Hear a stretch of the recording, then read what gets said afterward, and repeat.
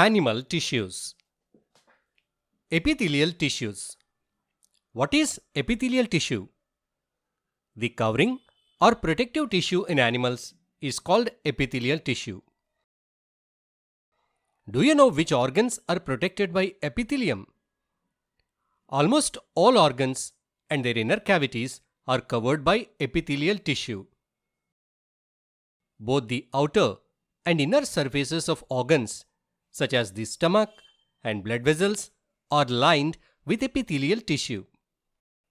Cavities such as the mouth and nasal passages are also lined with epithelial tissue. The alveoli in the lungs and the renal tubules in the kidneys are composed of epithelial tissue.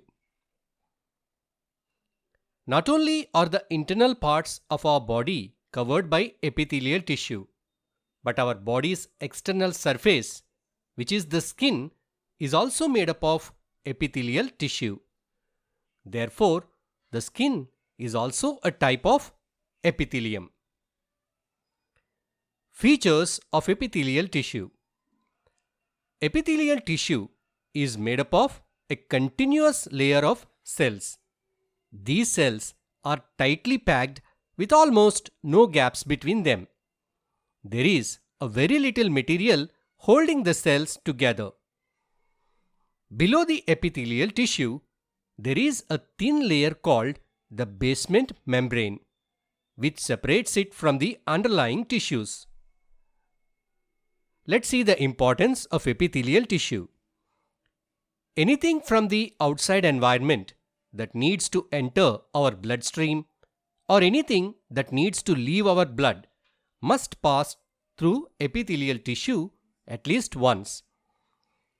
In the alveoli of the lungs, gas exchange takes place, allowing essential gases to move between the air and the blood. Oxygen from the air we breathe moves into the blood, while carbon dioxide in the blood moves into the alveoli to be exhaled. To do this, oxygen and carbon dioxide must cross the walls of both the alveoli and the blood vessels. These walls are made of a single layer of epithelial cells. This shows that epithelial tissue plays a crucial role in the exchange of materials between the body and the external environment. So, these are some key features of epithelial tissue. Now, let us see the types of epithelial tissue. Epithelial tissue comes in different types based on their structure and function. One type is simple squamous epithelial tissue. Let's see the features of simple squamous epithelial tissue.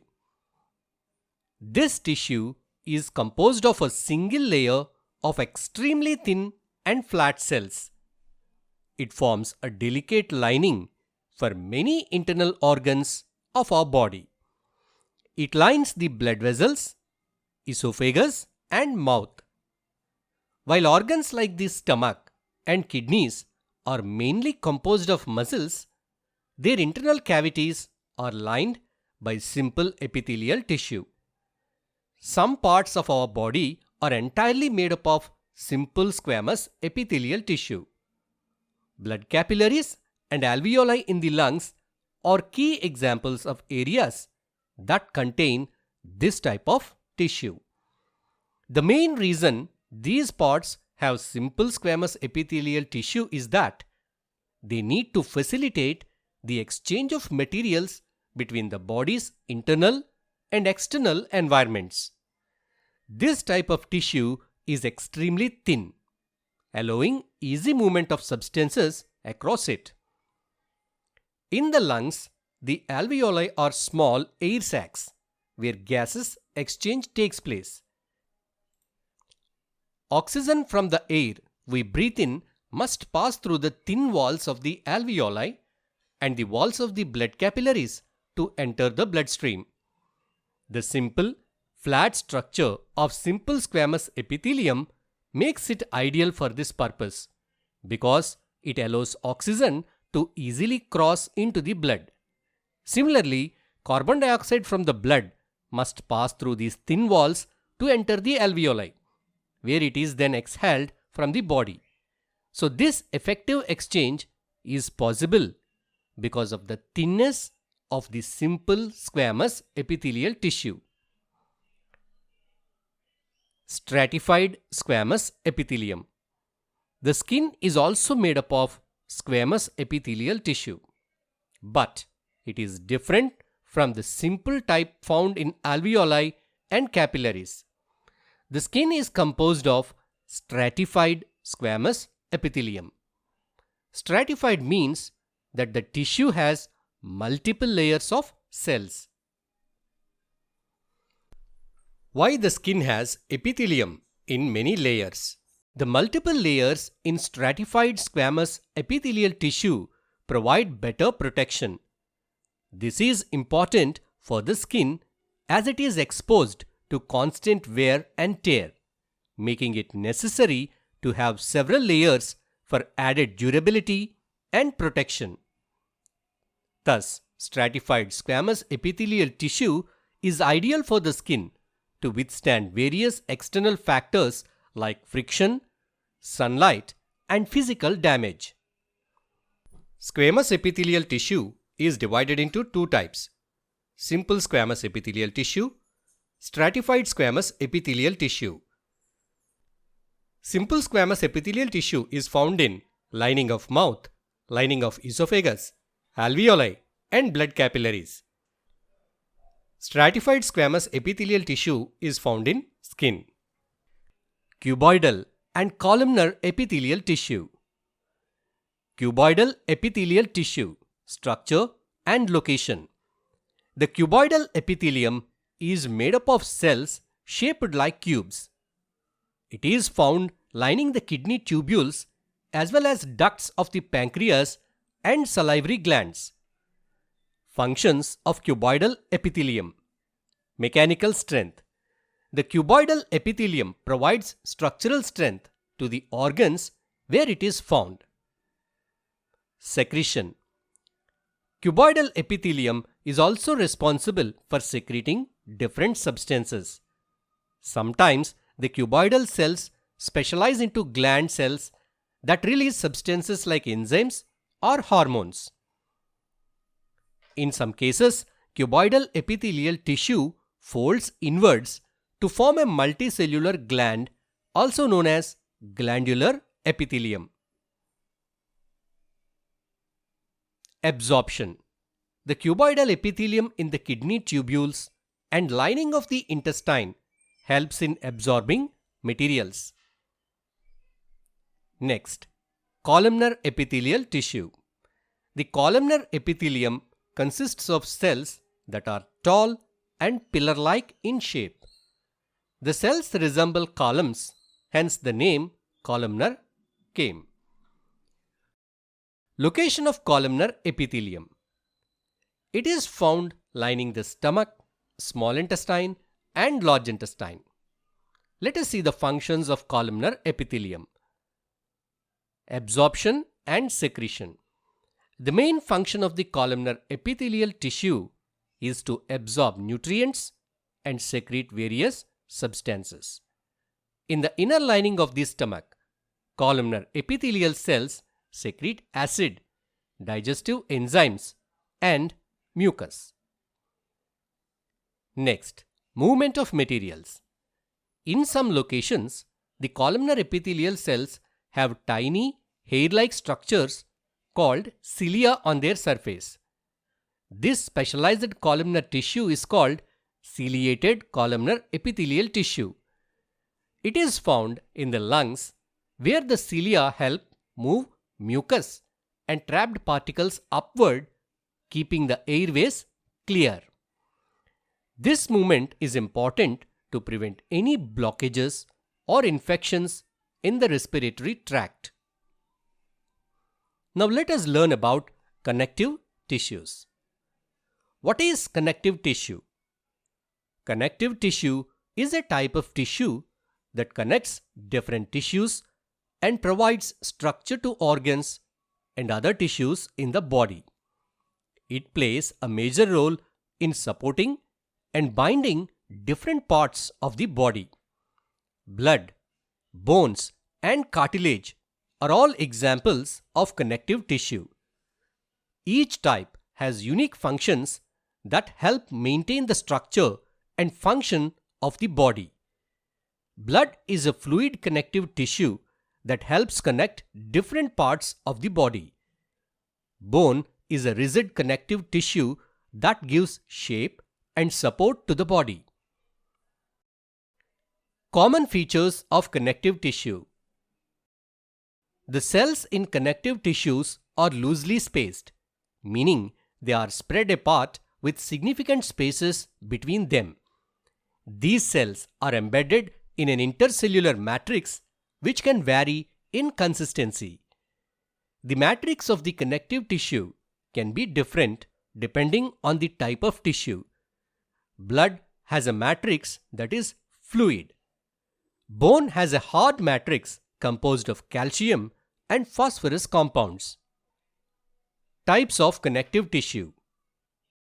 Blood. Blood is a fluid connective tissue. Blood has different types of cells: red blood cells, white blood cells, and platelets. These cells are suspended in a fluid matrix called plasma. The plasma contains proteins, salts, and hormones. Blood transports nutrients, gases, hormones, and waste materials between different parts of the body. Next, bone. Bone is a strong and non-flexible connective tissue. The cells of the bone are called osteocytes. The cells are embedded in a hard matrix that contains calcium and phosphorus compounds. Let's see the functions of bone. It forms the supportive framework of the body. Bone holds muscles tightly and helps in movement. Bones protects sensitive internal organs by forming hard protective cases. Example, the rib cage that protects the heart and lungs. Now let us see the differences between blood and bone. Blood is a fluid connective tissue. It connects different parts of the body and it contains RBC, WBC, and platelets. The matrix of the blood is in a fluid state and called as plasma. It is made up of water, proteins, salts, and hormones. Whereas the bone, it is a strong and non-flexible connective tissue. It provides shape and support to the body, and it contains cells called osteocytes, and its matrix is hard, composed of calcium and phosphorus compounds. Now let us see the other types of connective tissues. Connective tissue. Ligaments, tendons, cartilage, areolar tissue, and adipose tissue are the other examples of connective tissues. Ligaments. A ligament is a type of connective tissue that connects two bones together. Ligaments are very elastic and have significant strength. They contain very little matrix. Ligaments are found in joints connecting different bones to provide stability. Tendons. A tendon is a type of connective tissue that connects muscle to bone. The matrix of tendons has many fibers, providing great strength and limited flexibility. Tendons enable muscles to move bones by transmitting the force generated during muscle contraction. Next, cartilage. Cartilage is a soft, flexible connective tissue found in various parts of the body. The cells of cartilage are widely spaced and the matrix is composed of proteins and sugars. Cartilage provides smooth surfaces for joints to prevent friction. Cartilage is found at the tips of the nose, ear flaps, trachea, and larynx. It smoothens joint surfaces to make movements easier. Areolar tissue. Areolar tissue is found between the skin and muscles. It wraps around the blood vessels and nerves, and it is present in bone marrow. It fills spaces inside organs, providing support and cushioning. It also plays a role in the repair of tissues. Adipose tissue. Adipose tissue is found below the skin and between internal organs. It contains cells called adipocytes, which are filled with fat globules. The main function is to store fats, which serve as an energy reserve. It also acts as an insulator, helping to regulate body temperature by preventing heat loss. Next, muscular tissues. Muscular tissue is a type of tissue that is responsible for movement, shape, and support in different parts of the body. Features of muscular tissue. They have elongated cells. The cells of muscular tissue are elongated, meaning they are long in shape. These cells are also known as muscle fibers. Muscle cells contain special proteins called contractile proteins. These proteins allow the muscles to contract and relax, which is how they produce movement. Let's see the functions of muscular tissue. Muscular tissue is responsible for movement in different parts of our body. They give shape and support. Muscles also help in maintaining the shape of the body and provide support to the skeletal structure. Now let us see the types of muscles.